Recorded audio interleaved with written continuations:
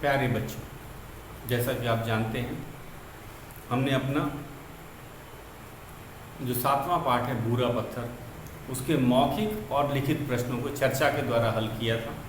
लिखित प्रश्न आपने अपने नोटबुक में लिख भी लिया होगा और आज हम लिखित का ही एक दूसरा भाग है जिसे कहते हैं बहुविकल्पी प्रश्न, आज उसको करेंगे और ये है हमारा लिखित का दूसरा प्रश्न। तो शुरू करते हैं अपना लिखित का दूसरा प्रश्न बहुविकल्पी। ये है लिखित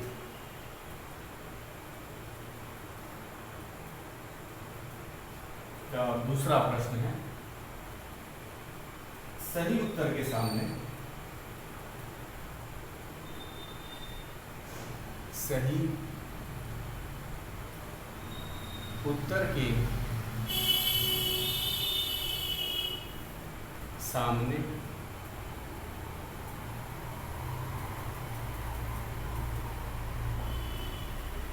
सही का निशान लगाओ।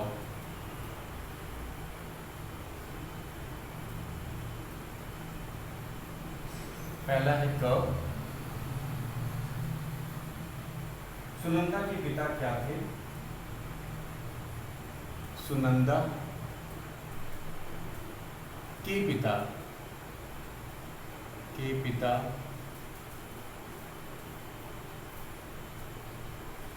क्या थे?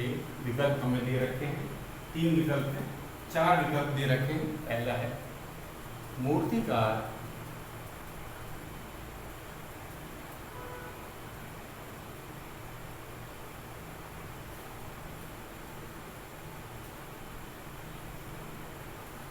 दूसरा है अध्यापक,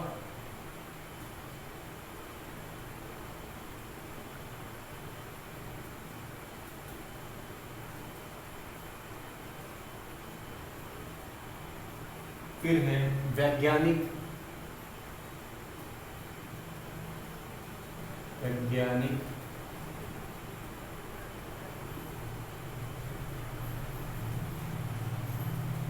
और है आविष्कारक।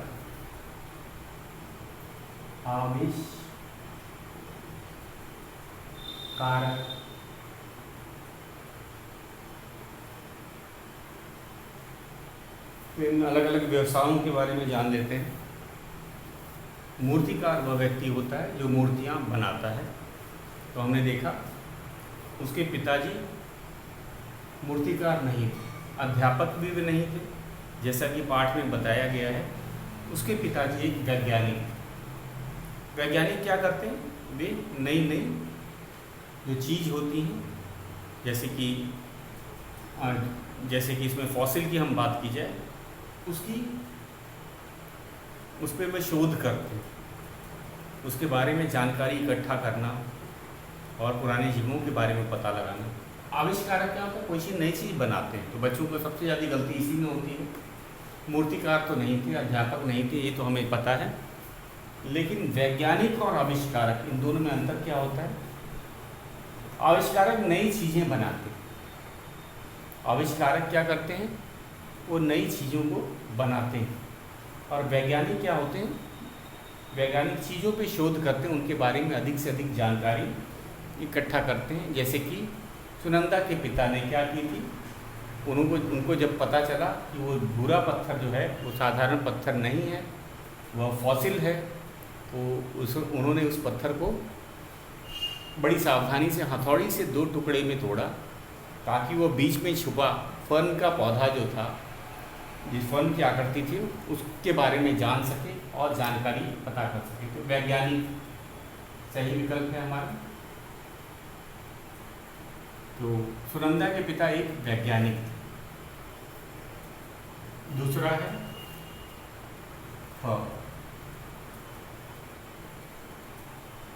पत्थर में क्या अंकित था?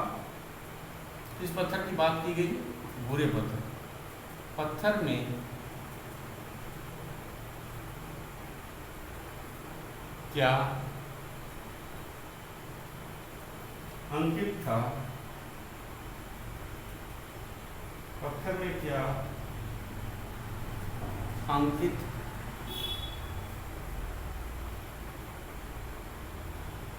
था। पहला है पत्ता,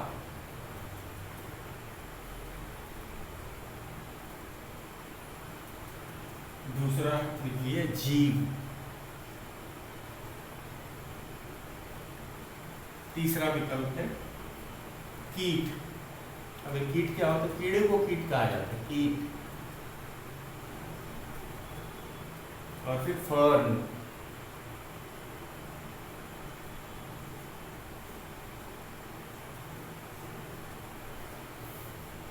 तो फिर से एक बार हम लोग देख लेते हैं। पत्थर में क्या अंकित था, किसका छाप था? हमें पता था वो फॉसिल था। और फॉसिल क्या होता है? किसी, हम कहेंगे किसी पौधे क्या या जीव की। जब हम जीव की बात करते हैं तो जिसमें जानवर की यहाँ बात की गई। पत्ता पौधे का भाग होता है, पत्ता आपको पता है। पेड़ या पौधे का जो भाग होता है उसे पत्ता कहते हैं। जीव किसी पशु के लिए जीव में आता है। कीट कीड़े के लिए आता है। कीट मतलब कीड़ा, जैसे तितली हो गई, चींटी हो गई, टिड्डा हो गया, मक्खी मच्छर, वे सब कीट में ही आते हैं। और अंत में है फर्न। फर्न एक सजावटी पौधा होता है, मैंने आपको बताया था।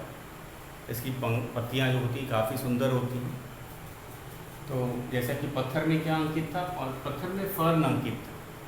फर्न की पत्ती जो थी उसका छाप था और वो बड़ी सुंदर ढंग से संरक्षित था या अंकित था। अंकित मतलब उस पर छपा होना, अंकित मतलब छपा होना। तो पत्थर में क्या अंकित था? फर्न। तो हम फर्न पे सही का निशान लगाएंगे। एक और बात मैं बताना चाहूँगा कि बच्चे जो हैं वो क्या करते हैं, जो बहुविकल्पी प्रश्न है, जैसे कि इसी पाठ में हमारे पास बस 3 बहुविकल्पी प्रश्न दिए गए। इस पाठ में केवल मात्र तीन बहुविकल्पी प्रश्न दिए गए हैं और बच्चे बस यही पढ़ लेते हैं, सोचते हैं कि आज हमने बहुविकल्पी प्रश्न जो है वो कर लिया। तो पाठ में से आपको पता है हमारा जो टेस्ट होता है उसमें बहुविकल्पी प्रश्न भी पूछे जाते हैं। तो ज़रूरी नहीं कि वही 3 प्रश्न पूछे जाएं। इस पाठ में से 50 ऐसे प्रश्न बन सकते हैं। तो हमें पाठ का ज्ञान अच्छा होना चाहिए। ये तो हम बुक वाला करवा रहे हैं, बुक में मात्र 3 प्रश्न दिए गए हैं और हम तो 5 विकल्प देते हैं, आपको पता है। इसमें 4 विकल्प दिए गए हैं, हम 5 विकल्प देते हैं और कहीं से भी प्रश्न पूछा जा सकता है। हम उसके लिए तैयार रहेंगे। सुनंदा हमारा जो ग है और अंतिम जो है सुनंदा, सुनंदा क्या ढूंढ रही थी? सुनंदा क्या ढूंढ रही थी?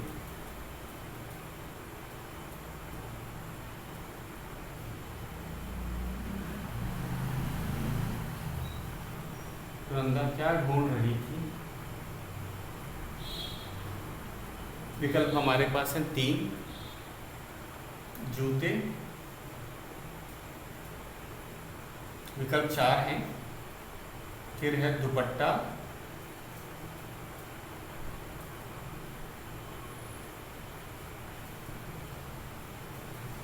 उसके बाद में है पत्थर,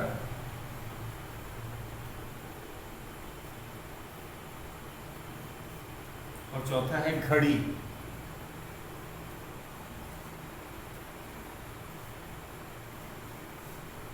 तो हमारे 4 विकल्प दिए गए हैं।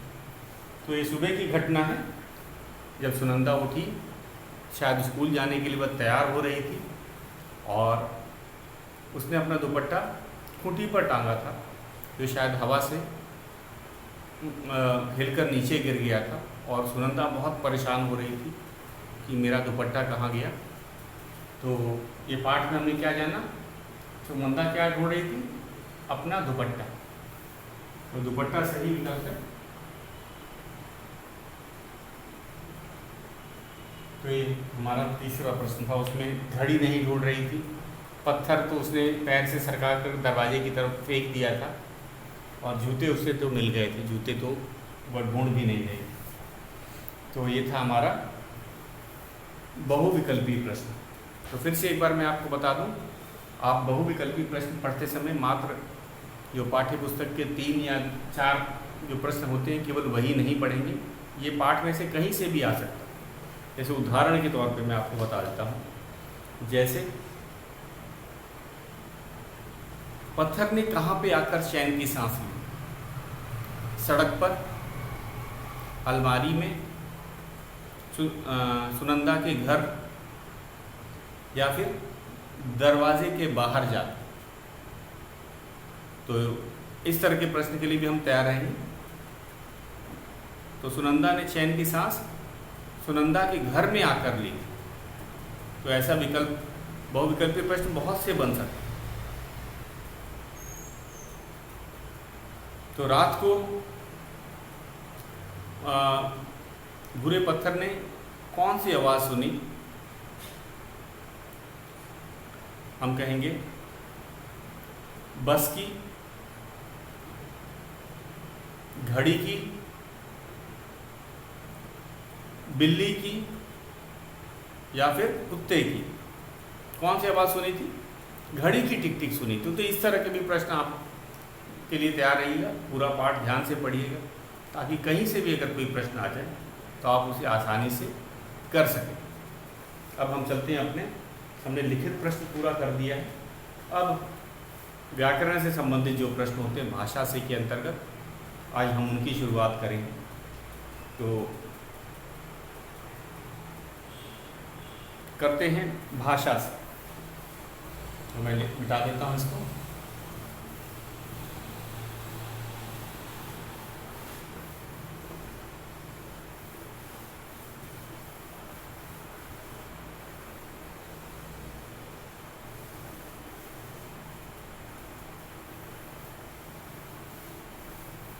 तो भाषा से प्रश्न है, भाषा से। ये व्याकरण से संबंधित प्रश्न होता है और आज हम इसका पहला भाग कर रहे हैं। पढ़ो, समझो और लिखो। पढ़ो, समझो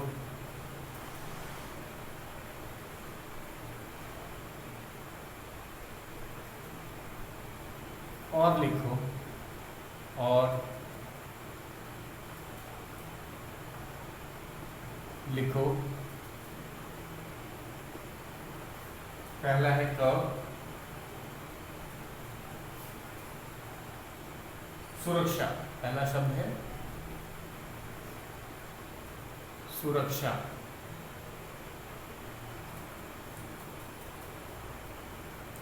सुरक्षा से एक शब्द बना है सुरक्षित। ऐसे पढ़ेंगे, सुरक्षा से बना है सुरक्षित।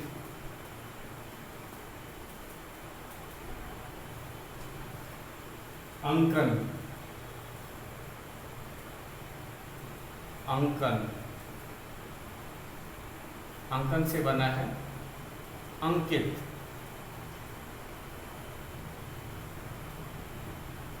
अंकन से बनने वाला शब्द है अंकित। उसी तरह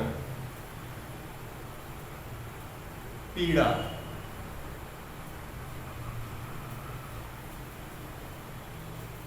पीड़ा जो शब्द है, पीड़ा से बनने वाला शब्द है। और कौन कौन से शब्द जरा उनको मैं लिख देता हूँ। आकर्षित, आकर्षण है।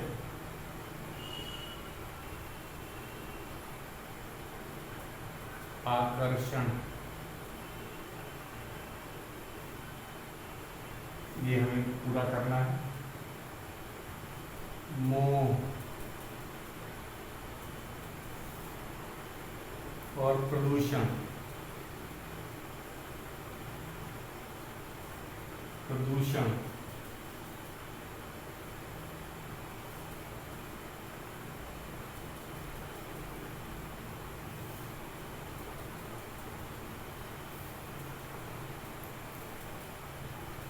तो ज़रा ध्यान से देखिए, इन शब्दों को पढ़ने की पहले हम कोशिश करते हैं। और ये है क्या?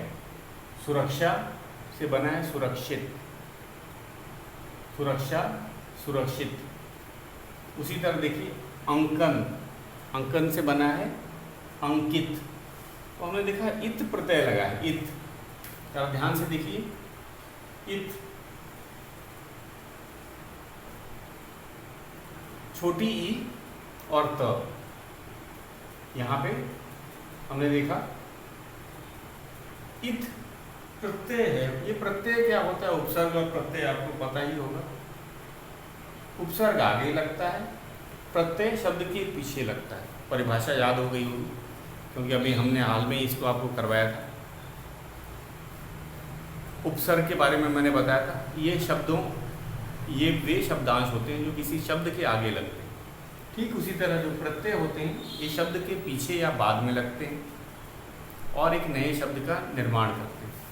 तो ध्यान से देखिए, यहाँ पे इत प्रत्यय का प्रयोग किया गया है। सुरक्षा, सुरक्षा, सुरक्षित, तो श पे छोटी ई की मात्रा और त, तो इत प्रत्यय का प्रयोग किया गया है।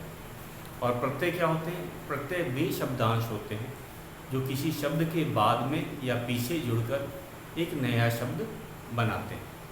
तो यहाँ पर प्रत्यय है इत, तो इत लगा के हमें इन शब्दों को पूरा करना है। और प्रत्यय की परिभाषा अब आपको पता ही है। प्रत्यय वे शब्दांश होते हैं। शब्दांश का अर्थ होता है शब्दों के अंश, शब्द नहीं होते हैं। इत कोई शब्द नहीं है, याद रखिएगा। इत जो है वो शब्दांश है और ये शब्द के पीछे लगते हैं। जैसे कि मैंने बताया सुरक्षा, तो पीछे सुरक्षित लगे। अंकन, अंकित। पीड़ा, पीड़ित। तो इत जो है वो प्रत्यय है और ये शब्द के पीछे लगेगा और एक नए शब्द का निर्माण करेगा। तो हमें पढ़कर यही समझ आया, हमने पढ़ा समझा। अब हम इसे लिख के देखेंगे कि कौन कौन से नए शब्द का निर्माण हुआ है। तो शुरू करते हैं। सुरक्षा से बना सुरक्षित और अंकन से बना अंकित। ये हमें दो पहले ही दे रखे थे। हमें पीड़ा से करना, पीड़ा से पीड़ित।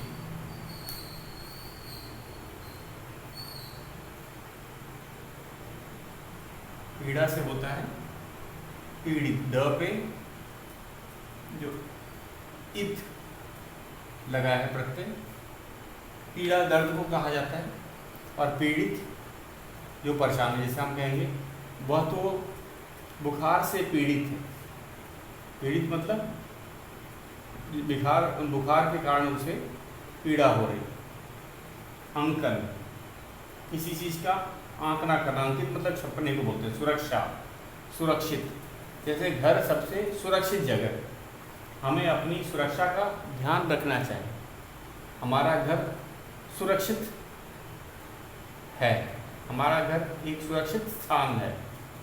उसी तरह आकर्षण, आकर्षण से आकर्षित। इसे मैं मिटा देता हूँ। इस प्रत्यय लिखित लगाया गया है, ये आप समझ गए, इसे मिटा दिया।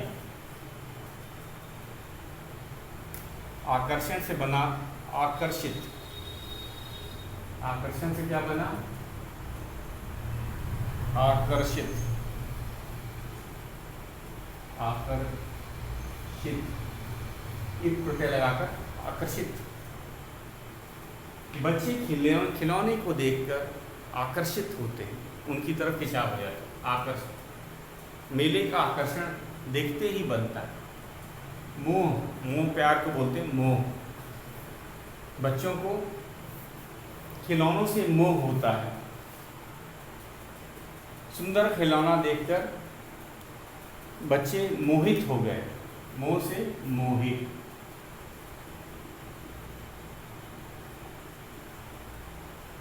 मोह से मोहित। प्रदूषण से प्रदूषित। प्रदूषण से क्या बनेगा? प्रदूषित। श में इत प्रत्यय लगाए, प्रदूषित। तो एक बार इसे फिर से नोट कर लेंगे, इसे साथ का साथ नोट करते चलेंगे।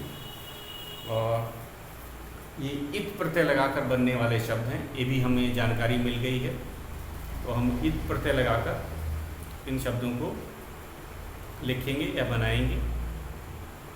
सुरक्षा से होगा सुरक्षित, अंकन से होगा अंकित, पीड़ा से होगा पीड़ित, आकर्षण से होगा आकर्षित, मोह से होगा मोहित, प्रदूषण से होगा प्रदूषित। तो ये था हमारा भाषा से का पहला भाग, पढ़ो समझो और लिखो। इसमें हमने क्या जाना? हमने जाना कि जो इत प्रत्यय लगाकर इन शब्दों को हमने लिखा है, और प्रत्यय आपको पता ही है वे शब्दांश होते हैं जो किसी शब्द के पीछे आकर, पीछे लगकर एक नए शब्द का निर्माण करते हैं या नया शब्द बनाते हैं।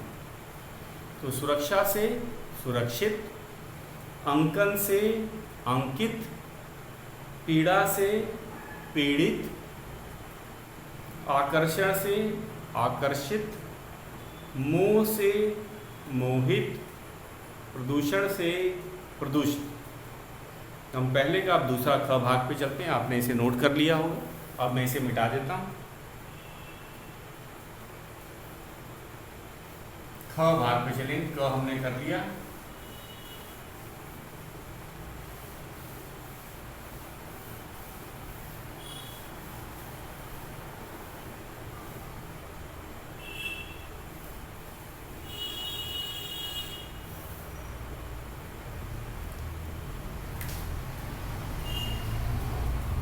भाग है ख।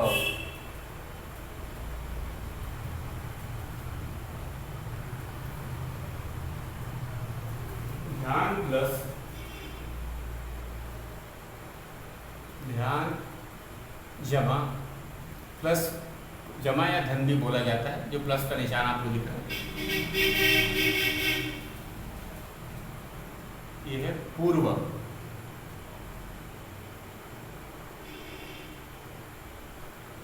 क्या बनता है? ध्यान पूर्वक। ये शब्द को जरा देखेंगे, ध्यान पूर्वक।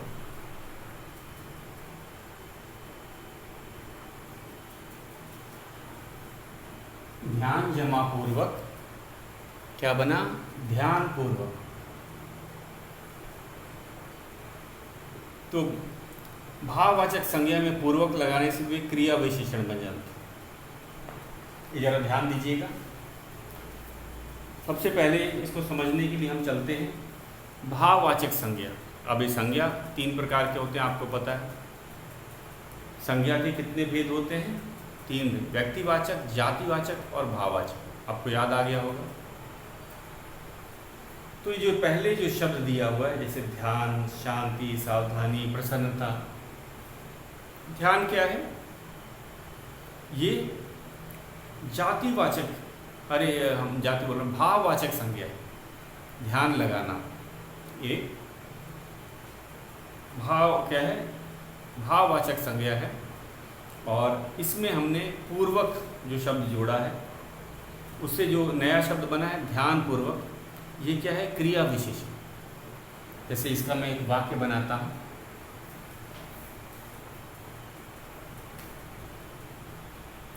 राहुल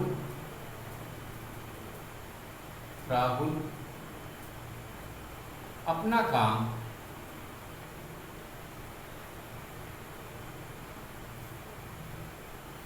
राहुल ध्यानपूर्वक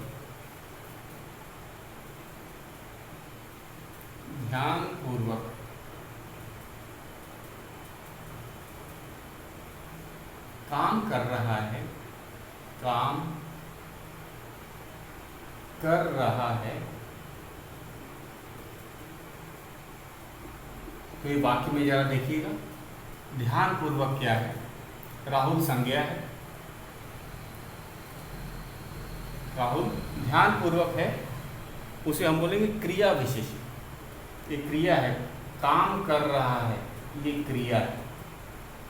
ये क्या है? क्रिया। और राहुल की बात करें तो ये है संज्ञा, नाम को संज्ञा कहते हैं। और इस क्रिया की विशेषता क्या बता रहा है? काम कैसे किया जा रहा है? ध्यानपूर्वक। तो ये है क्रिया विशेषण। क्रिया विशेषण क्रिया की विशेषता बताने वाले शब्द को क्रिया विशेषण कहा जाता है।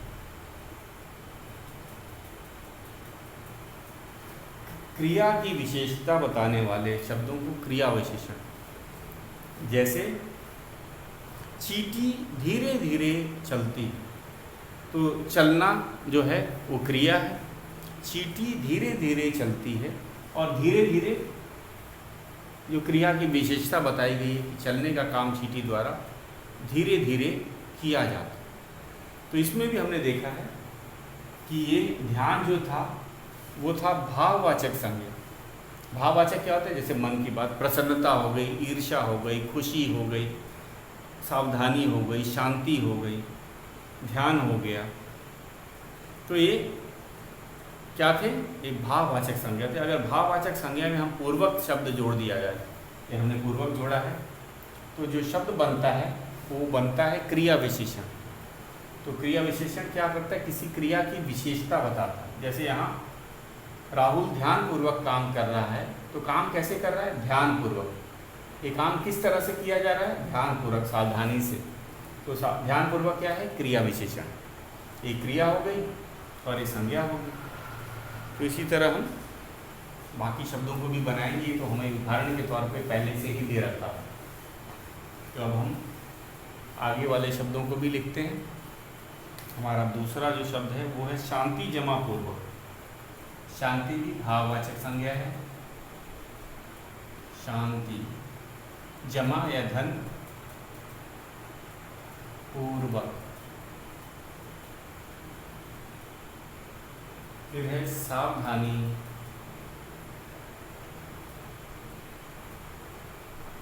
सावधानी जमा पूर्वक। प्रसन्नता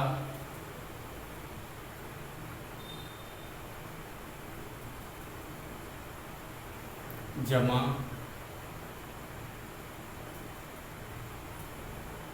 पूर्वक।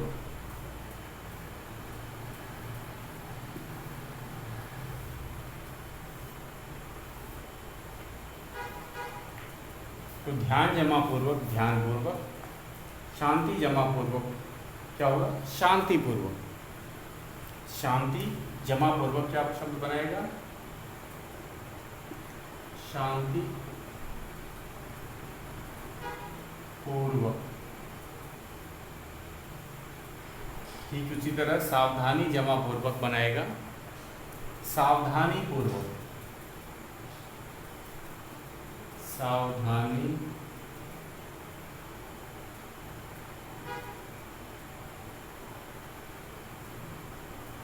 पूर्वक।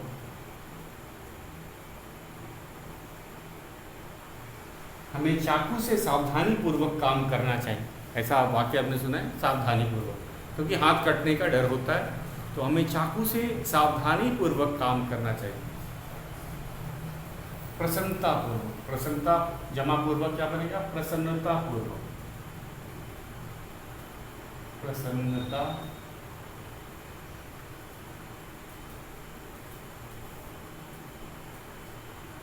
पूर्वक। एक ही शब्द है, प्रसन्नता पूर्वक।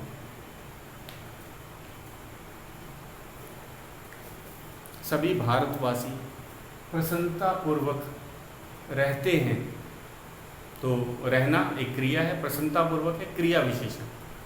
किस प्रकार रहते हैं? प्रसन्नता पूर्वक, शांति पूर्वक। भारत एक शांति पूर्वक देश है, तो शांति पूर्वक यहाँ पे क्रिया विशेषण है। ध्यान पूर्वक हमने बता दिया, सावधानी पूर्वक, ध्यान पूर्वक का भी बताया था। ये वाक्य हो गया है। हम कहेंगे जैसे एक है, मोर का व्यवहार शांति पूर्वक है। तो व्यवहार की क्या, व्यवहार कैसा है? शांति पूर्वक। तो शांति पूर्वक क्या है? क्रिया विशेषण। क्रिया की विशेषता बताने वाले शब्द को क्रिया विशेषण बोलते हैं। तो अच्छा, आज के लिए इतना ही। कल हम अपना इसका दूसरा प्रश्न करेंगे। तो भाववाचक संज्ञा का हमने पूर्वक लगाकर क्रिया विशेषण या इनका वाक्य में प्रयोग करो। इनका वाक्यों में भी प्रयोग अभी बचा हुआ है, तो हम इसको कल आपको करवाएंगे। आज के लिए बस इतना ही।